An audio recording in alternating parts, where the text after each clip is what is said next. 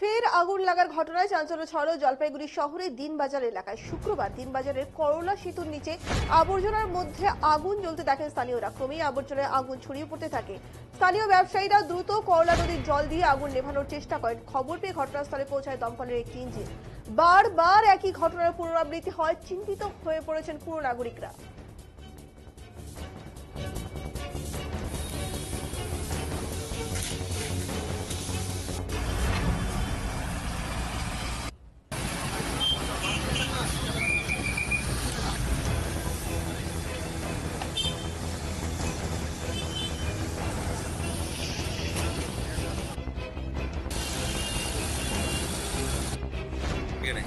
দেখুন, আমরা এই সকালবেলা আমাদের মিউনিসিপ্যালিটি ডিজাস্টার ম্যানেজমেন্ট ইউনিটে খবর আসে যে দিনবাজার ব্রিজের নিচে আগুন লেগেছে। আপনার সঙ্গে সঙ্গে আসুন। আমরা এসে দেখতে পাই যে সত্যিই এইখানকার যে ফলের ব্যবসায়ীরা আছেন বা আরও অনেক রকম যারা ব্যবসায়ীরা আছেন, তারা খড় দুটো কাগজপত্র সব ব্রিজের নিচে যেগুলো জড়ো করে ফেলে দেন কল্যাণ ধারে, সেখান থেকে কোনোভাবে আগুন লেগেছে।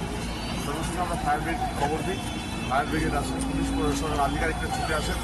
আমরা একেবারে ঝাঁপিয়ে পড়ে তড়িৎ গতিতে এই উদ্ধার কার্য আমরা চালাই এবং বর্তমানে আগুন প্রায় নিয়ন্ত্রণে।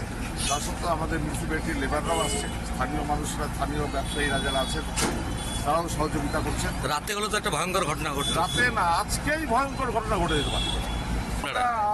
আজকেই বলেছি ফল ব্যবসায়ীদের। আমি আমাদের পৌরমাতা তিনি এসেছিলেন একটু আগে, সন্দীপ মাহাতো, আমাদের নিপুয়া বাবু, এরা সব এখানে এসেছিলেন। আমরা আলোচনা করে সমস্ত ফল মার্কেট বা যারা ব্যবসায়ীরা আছেন এখানকার স্থানীয়, তাদেরকে নিয়ে এই বার্তাটা দিয়ে দিচ্ছি আমরা যে এখানে